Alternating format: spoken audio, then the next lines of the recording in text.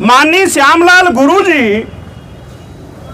एक विचारधारा के व्यक्ति हैं, जो अंबेडकरी विचारधारा है, जो बुद्ध की विचारधारा है, उस विचारधारा को अपने मोस्ट के लोगों को जा जा करके बताने का काम करते।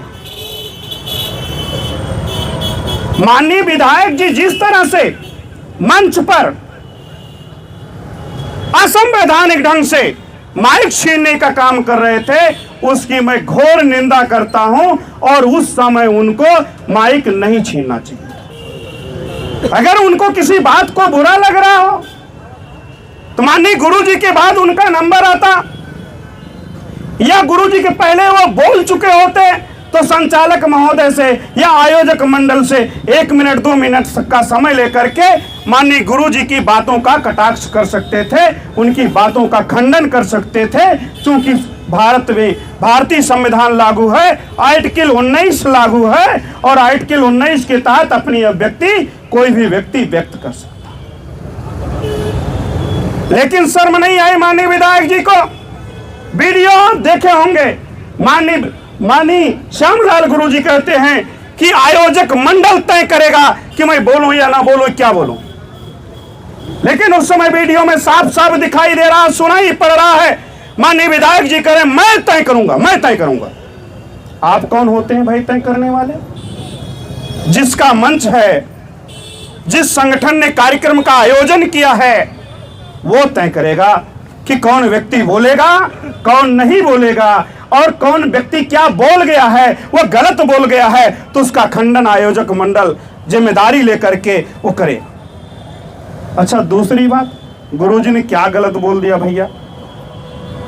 हमारे समाज के लोगों के ऊपर आए दिन अत्याचार हो रहा है, बलात्कार हो रहा है, हत्याएं हो रही हैं, आए दिन पेपर भरा है बलात्कारियों से, हत्यारियों से तमाम हत्या हो रही है।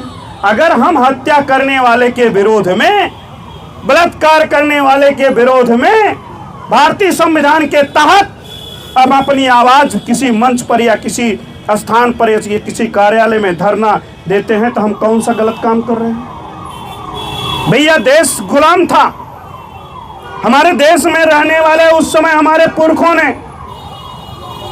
अंग्रेजों के खिलाफ आवाज उठा करके तमाम धरना प्रदर्शन किया, तमाम मंचों पर स्पीच की, तमाम जाकर के गांव के लोगों को जगाने का काम किया कि अंग्रेजी हुकूमत मेरे लिए ठीक नहीं है, इनको भगाना पड़ेगा। तो उनके विरोध में लोगों ने काम किया, तब जाकर के 15 अगस्त 1947 को यह देश आजाद हुआ। और बाबा साहब भारतीय संविधान लिख करके 26 जनवरी 1950 को इस देश को संविधान दिए, जिसके तहत आज रामानंद निषाद यहां बोल रहा है। इतनी मतलब मानवता तार तार हो गई है। कोई धार्मिक भावनाओं को ठेस नहीं पहुंच रहा है। अरे आप कहां थे माननीय विधायक जी? श्यामलाल गुरुजी के पहले आपको जलालपुर अनुसूचित जाति की बच्ची का जब रेप करके उसकी हत्या कर दी जाती है, आपको वहां पहुंचना चाहिए था। अगर आप विधायक पहुंचे होते तो आज मोक्ष कल्याण संस्थान के गठन करने की जरूरत न होती। आप इलाहाबाद में 14 अप्रैल के पहले, एक दिन पहले एक अनुसूचित जाति व्यक्ति को इसलिए गेहूं के बोझ से जला करके मार डाला गया को कहा 14 अप्रैल को मैं बाबा साहब की जयंती मनाऊंगा, काम नहीं करने जाऊंगा। तब कहां थे माननीय विधायक जी? वहां भी आपको पहुंचना चाहिए था। अगर नहीं पहुंच पाए तो जनता ने आपको अपना प्रतिनिधि बना करके भेजा है। विधानसभा में तुमने आवाज क्यों नहीं उठाई माननीय विधायक जी? तब आपको मैं कहता माननीय सम्मानी मेरे विधायक जी, आज विधायक जी सदन में मेरी बात उठा रहे हैं, हम मजलूमों की बात उठा रहे हैं, सदन में बात उठाना चाहिए।